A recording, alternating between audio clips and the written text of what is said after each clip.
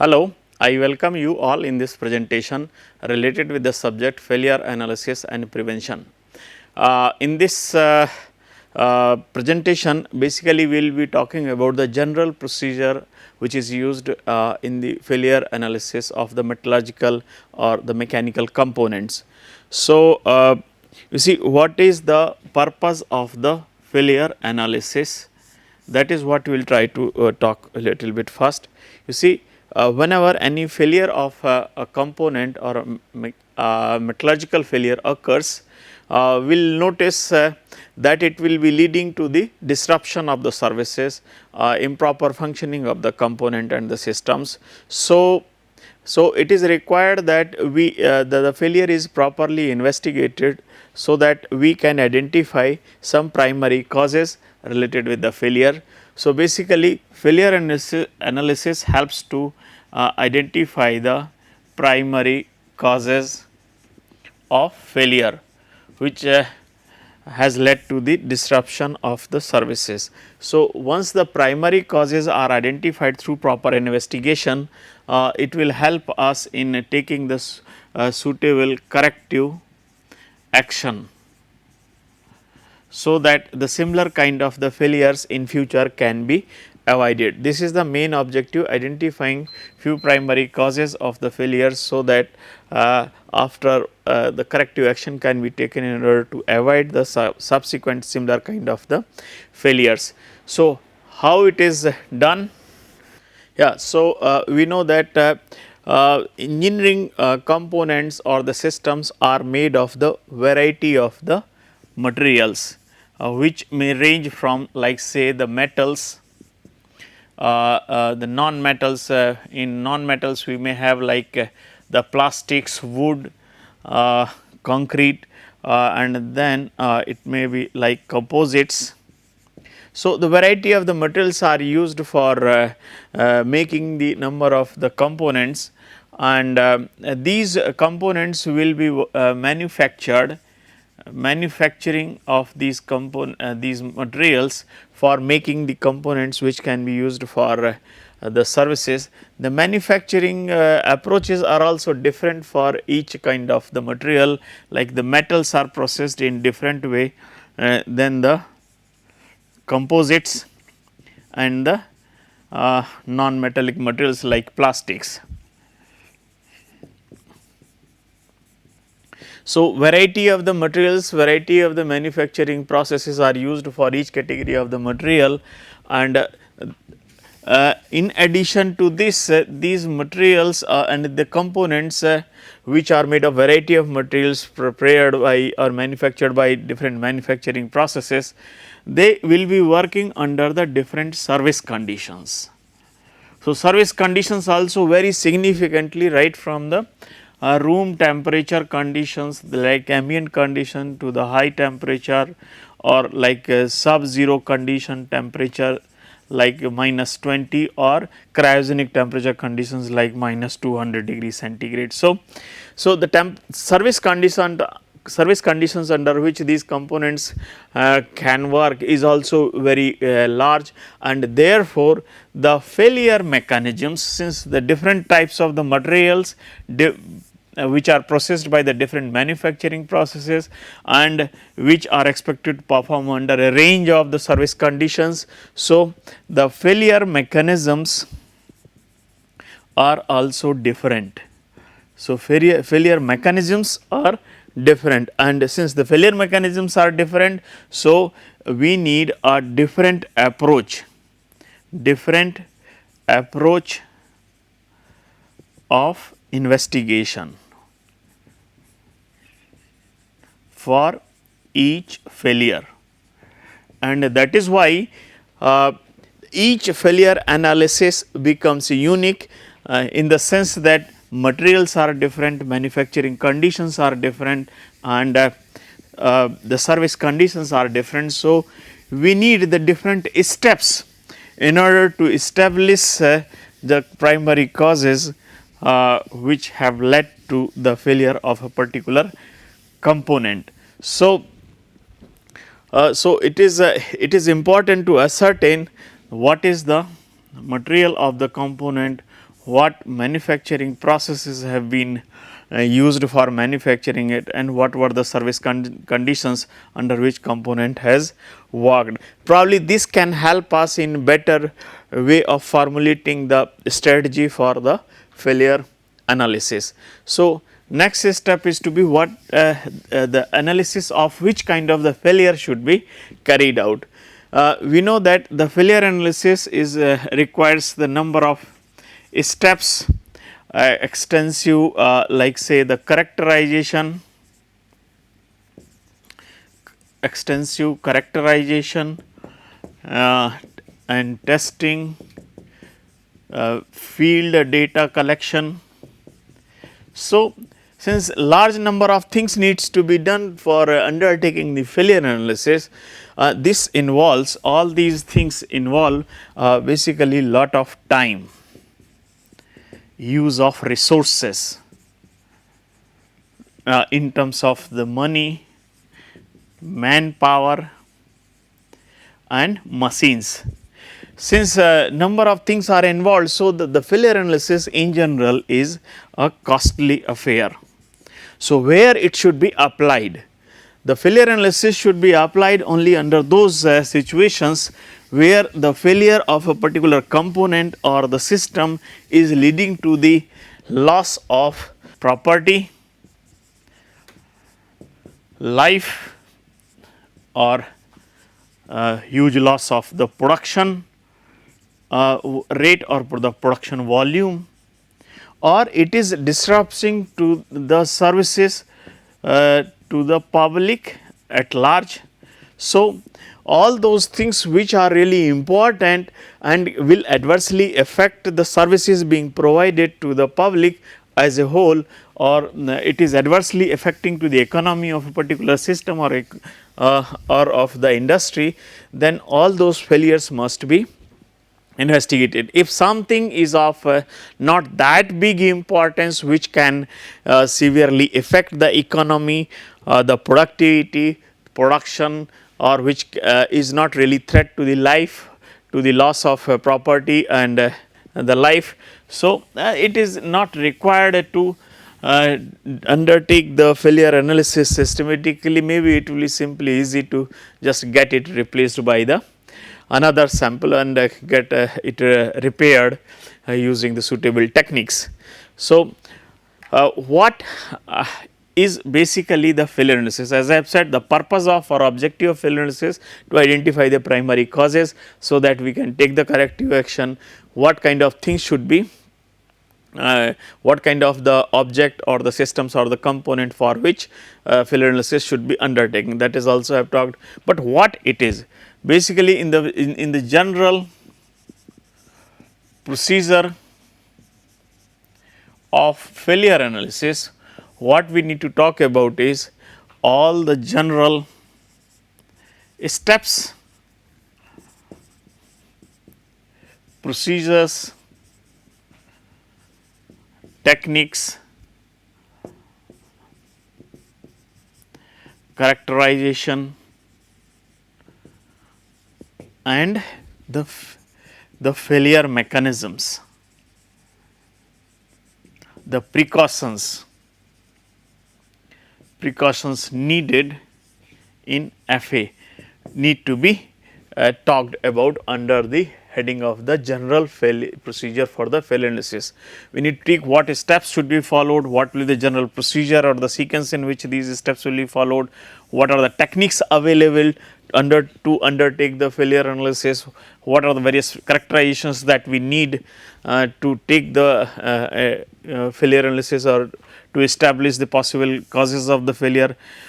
If you understand the mechanisms by which a failure of a metallic component can occur, then those the mechanisms we need to understand, and what kind of precautions we should take care when the failure analysis is being carried out. Otherwise, it can be like the entire efforts can be a wastage, or we can have the misleading results, or the purpose of the failure analysis may itself be defeated if the due care is not taken or suitable precautions are not taken while while performing the different steps related with the failure analysis. So, different time to times we will be talking about what kind of precautions we need to undertake, right from the like say selection of samples to the preparation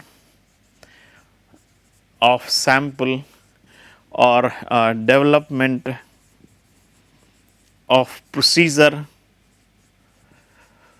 for failure analysis. So, all these things need proper precautions. We need to go systematically for performing these steps, selecting samples or developing procedure for failure analysis or sample preparation for cleaning or making them ready for the studies. So, we need proper care for undertaking the different steps related with the failure analysis. Now we'll see there are different steps related with this which we need to follow. Like about this I have already talked. In the field of engineering, mechanical components are made of variety of materials. They are manufactured by variety of the processes and they work under a range of service conditions, and therefore, the causes for the failure also vary significantly, since the each cause will be leading to the failure of component through different mechanisms. So, the approach for the failure analysis should also be different. So, therefore, procedure of the failure analysis for each component should be different, and failure analysis for each case must be developed after giving proper thought on. We need to see really what kind of the possible sequence of events were there before the failure, and we need to evaluate the situation properly so that we can have idea about the possible sequence of events and the failure mechanisms. And in addition to that, we need to also consider the material of the component, manufacturing process which have been used, service history of the product, and the actual working conditions which has been experienced by the component. So, these things we need to keep in mind while developing the general procedure for the failure analysis. You see, why it is important to establish the general procedure for the failure analysis of a specific component after thorough consideration of the situation with regard to the service conditions, materials and manufacturing processes, and the sequence of events, the working conditions which were there before the failure. So, all those things we need to consider while devising the procedure for failure analysis. We need to avoid the hurriedness and jumping into the conclusions, especially when the sample is received. We try to prepare the sample and try to find if there is any metallurgical discontinuity or the problem with the material itself. So, in this process we may lose lot of information which is present on the surface of the or on this which is present on the sample. So, failure analysis basically the failure analyst tends to jump into the conclusions based on the half information, and they try to prepare the sample for the metallographic studies so that they can explore the deficiency in the material itself. So, this is we can say uncalled for hurriedness, and we should avoid this kind of these kind of steps, because in this process we may lose lot of information and useful evidences which are present on the surface of the component. So, this kind of quickness is uncalled for, and in this process vital clues, evidences and information can be lost from the surface of the failed component if it is there. So, what we should do for the failure analysis? For the failure analysis, different steps are there, like 13-14 number of the steps are there, which may not need to follow systematically and sequentially, and in light of the material manufacturing processes used for making that component and the service conditions, the possible failure mechanism, we need to devise the proper sequence of steps which we should will be followed right from the beginning. The sequence of steps for failure analysis will largely be governed by the findings at any stage. So, like initially we have devised some number of the steps, like after collection of the background information, and the preliminary examination,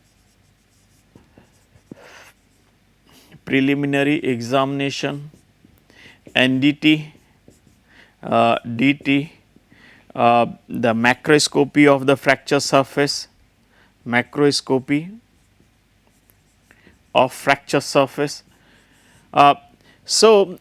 Like in which direction we need to move, these are the say general steps. So, after the NDT, if you find there is a lot of cracks and discontinuities are present in the material, then it will simply indicate that material had a discontinuities and which might have contributed towards the failure. So, what we would like to do after this, basically we will do we will try to use the fracture mechanics, application of the fracture mechanics to analyze if these discontinuities have contributed towards the failure under the given surface conditions. Like this is the component and it is subjected to the load P, and if there is a discontinuity of large size, we can analyze it, and this kind of the size of the discontinuity and its shape, if it has been identified through the NDT, and if the failure has and so to see if this kind of the discontinuity has contributed towards the failure, we can apply the concepts of the fracture mechanics to analyze it if it has contributed towards the failure, and if it is established through fracture mechanics that the size of discontinuity is good enough to trigger the fracture, then probably it can be attributed for the failure, like the presence of discontinuities in the component can be attributed towards the failure. Second step, after the NDT, if we do not find anything wrong with regard to the presence of discontinuities, then what we need to do, we will be checking the we will be performing the DT testing, or like the mechanical property characterization. And at this step also, if we find that no material has like this has a poor like toughness, it is brittle and it is very of a very high strength, very low ductility as compared to what was specified in the specification. So, this step it also will be as one of the indicator that probably the poor mechanical properties have led to the failure of the component. So, what I mean to say, the what kind of steps and sequence will be followed, that will be governed by the findings of a particular step, and that finding will guide which kind of a step is to be followed subsequently. So, this is an important line with regard to the general procedures which is to be followed for the failure analysis. Sequence of the steps for failure analysis will largely be determined by the findings of investigation at any stage. So, future is means further stages will be governed by the findings of any stage which is in the order. And the main objective of in the failure analysis, we try to collect the physical evidences so that they can be related with the possible sequence of events which have led to the failure. So, these physical evidences basically in the failure analysis through the various tests and characterizations, efforts are made basically to collect the evidences so that the causes to the failure can be identified so as to establish the sequence of events prior to the failure. And once the causes for the failure and the sequence of event is sequence of events is established, then these will act as a basis for suitable recommendations so that the similar kind of failure can be avoided in future. Now, we will be talking about the general steps which are followed in the failure analysis. There are about 13-14 number of the steps which are followed. These steps are very generic in nature and need not to be followed in a specific sequence. As I have said, any means after the one or two steps, the findings of each step will guide in which direction we need to move in for collection of the further information, so that the failure analysis, so the primary causes for the failure can be identified for establishing the possible sequence of failure which have led to the failure of the component. So, under this, the first point is the collection of the background information about the failed component. So, under this is the first step of the failure analysis of any failure analysis. What we try to understand is which component, which system has failed. So, we try to familiarize with that component which has failed with regard to certain things, like what kind of what was the design of particular component which has failed, how it was manufactured, and what were the service conditions under which it has been used. Now, thereafter, after the failure, where the different broken pieces were present, so this is done on the breakage analysis. So, the first step is to familiarize with the failure itself and try to see what kind of material, design, manufacturing process, service conditions under which the component has worked earlier, and whose failure analysis is to be carried out. The second step in the failure analysis is the preliminary examination of the failed component. So, preliminary examination of the failed component is just like observing each and every part of the failed component closely, so that we can identify if there is some impurity, traces, paint, oil, soil, corrosion product, or any change in color, any discontinuity is present in the fracture surface or in the near fracture zone. So, these things can be observed under during the preliminary examination of the failed component, and in this stage also systematically photography is done by throwing the light from the different directions, so that the failure mechanisms and the possible fracture surface features can be revealed. And also inventory of the different failed parts is maintained.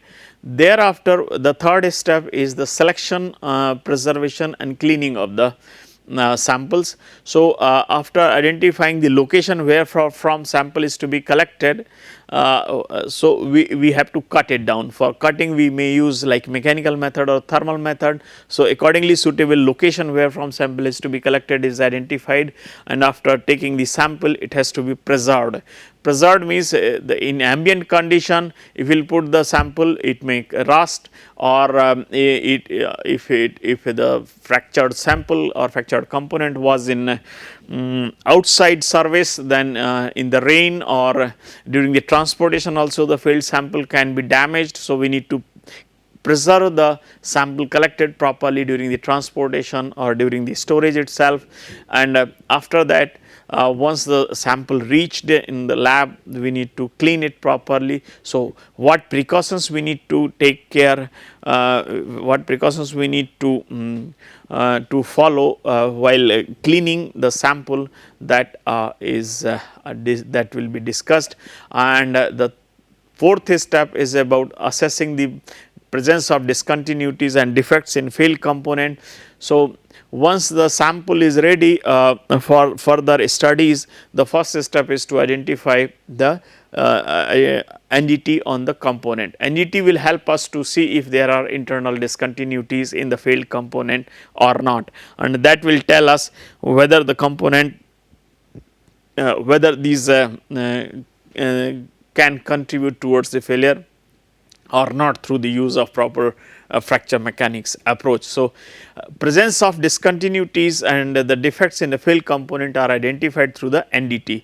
After the NDT, the component is evaluated with regard to the mechanical properties, whether it had the specified set of the mechanical properties or not, like the yield strength, ultimate strength, toughness, ductility or not. So, the component is evaluated through the suitable destructive tests with regard to the hardness, toughness, yield strength, ductility, ductility, brittle, transition temperature, or any other property which is of the relevance for a particular service conditions.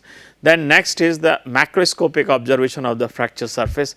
This is a very important step because it helps us to see where from fracture has initiated, what in which direction it has grown, what was the general fracture mechanism like ductile and brittle fracture, and what kind of the general gradient with regard to the color, texture, the smoothness or the roughness on the fracture surface, suggesting about the possible change in the failure mechanisms.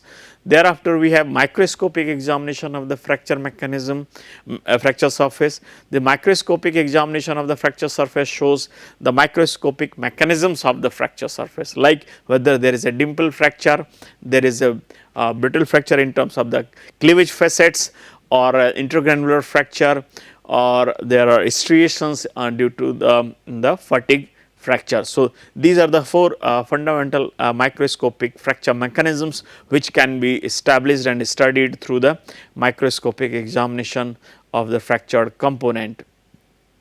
Thereafter, we have the metallographic examination of the field component, wherein the material is prepared through the polishing, etching, and thereafter we try to study the microstructure of the field component to see if the component microstructure has been modified during the service, or it has any service effect, or it can be compared with any other new component, or the microstructure can also be compared from the sample which has been taken from any other location which has not failed, just for the sake of comparison, to show that if the service conditions have contributed towards the modification in the microstructure.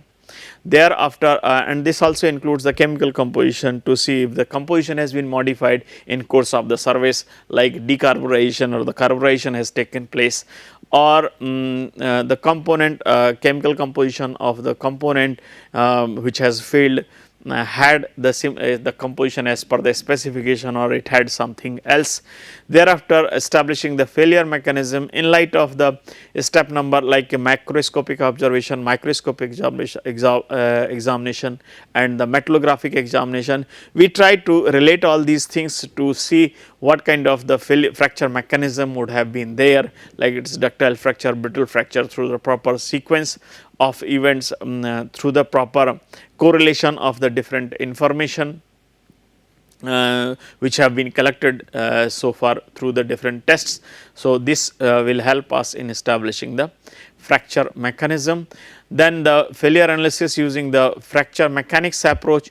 So, in light of the discontinuities, if they have been identified through the NDT and the service load conditions in light of the design parameters, we try to relate it if the component should have failed in the presence of such kind of discontinuities or not. That is what is analyzed through the fracture mechanics approach. And still, if the component has been subjected to some unique kind of the service conditions for which data is not available, then we may have to conduct the test under the simulated conditions, so that the behavior of the material under the actual service conditions can be studied. So, but this is needed only if we find that no, really data is not available for those service conditions, then we need to conduct the test under the simulated conditions.